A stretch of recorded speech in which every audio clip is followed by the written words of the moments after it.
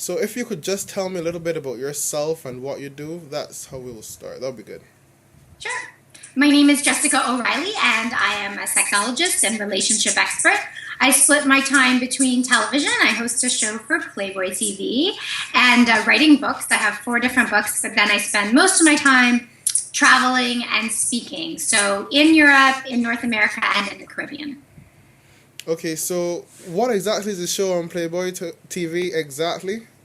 So the show on Playboy TV is a reality show about swingers, so people who trade partners, and I'm the host. So every weekend I bring a new couple into the house of very experienced swingers, and the new couple is a twosome, a couple who wants to try swinging. They're not 100% sure, so I walk them through the process.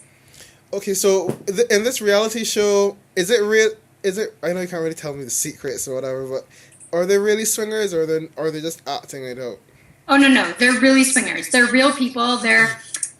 Our cast is so amazing. So we're in our 5th season, and we just finished filming in Vegas, and season 5 will air in June, on June 20th, the premiere. But they are so proud of what they do and proud of their relationships, and take a huge amount of pride in taking care of one another and taking care of their partners and making the community. It's honestly, it's so amazing. And I know that most reality shows are faked because I work on others, but there's nothing fake about it. Like we set up games and icebreakers for them to play, but in terms of the things they say and the things they do and the toll it takes on the relationship, whether positive or negative, it's all real.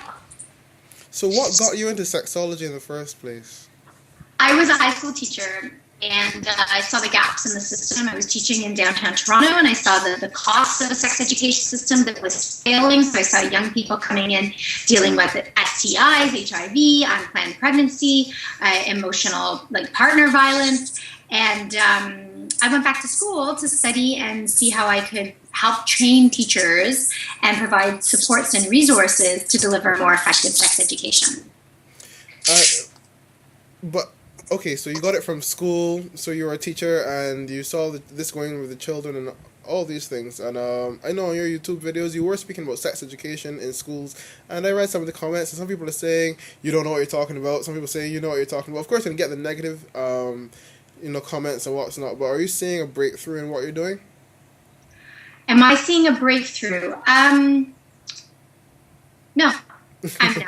I think that in a few years we will, because young people who have been exposed to comprehensive sex education tend to have higher self-esteem, they enact positive, healthy behaviors, they are working in healthy relationships in a very active way. And I think we will see that shift. The challenge with the digital age is that you hear more angry voices and you hear more dissent than you hear support in any field. But there's probably no field in which it's more amplified than something as controversial and personal as sexual health and education. So we're seeing a shift, but I wouldn't call it a revolution. I know in the United States of America, some states practice either abstinence-only education or they have a mixed method. What is your preference? Or I shouldn't even ask what's your preference. What is your professional opinion? Well, all the research shows that comprehensive sex education does nothing to hasten the onset of sexual activity. It doesn't increase the number of partners that young people have. And in fact, it in some cases can delay sexual activity. Having said that, comprehensive sex education and abstinence-only sex education are not entirely mutually exclusive, because in comprehensive sex education, we are always emphasizing abstinence. We are constantly talking about how abstinence is the only safe sex, how abstinence is a viable option for many people. Having said that, if you only teach abstinence education, it fails to acknowledge the reality that in North America, and I don't know the statistics for the Caribbean, I imagine it would vary from country to country because you're dealing with such diverse cultures and diverse socio-political, economic circumstances, but the average age for first intercourse is between 16 and a half and 17 years of age. So denying them this education or teaching them at that time is ultimately too late. All the research shows, and I care about research and data and what the science says more than I care about what our instincts are, because as humans, our instincts are wrong all the time. Yes, we know survival instincts, and we know the fight and flight and the hardwired old part of the brain, but in terms of our own fears around sexuality, we're often wrong. And the research says that abstinence education fails where comprehensive sex education succeeds. In the Caribbean, well, actually, no, in Barbados, recently, well, normally we have this an advertisement on the radio about sex. Well, specifically with HIV and AIDS, because we do have a very good HIV/AIDS program in the Caribbean in terms of awareness and education, which is extremely important. Especially since the rate is so high in the Caribbean. Now, when you take the whole Caribbean into context. But recently I've been hearing on the radio, we used to have, because we play cricket, I know in America and what's, you play baseball, so you have, it's your wicket, protect it, which means that you have 3 stumps and you have a condom on the middle stump, and you're supposed to make sure that no one knocks down what is yours to protect. Now, on the radio, what I'm hearing, instead of that sort of advertisement, now I'm hearing abstinence is an abstinence message, and I'm saying to myself, now I watch different parts of the media, international media, and even though we may not take on everything that everyone says, I'm saying to myself, but if you're going to be telling children, and they say they're children, but to some extent, in terms of sexually, they're thinking more like just human beings. I don't want to say adults, but they want to have sex or they want to explore. And you're telling them abstinence, and it's more of a religious slant than it is even just for their own benefit.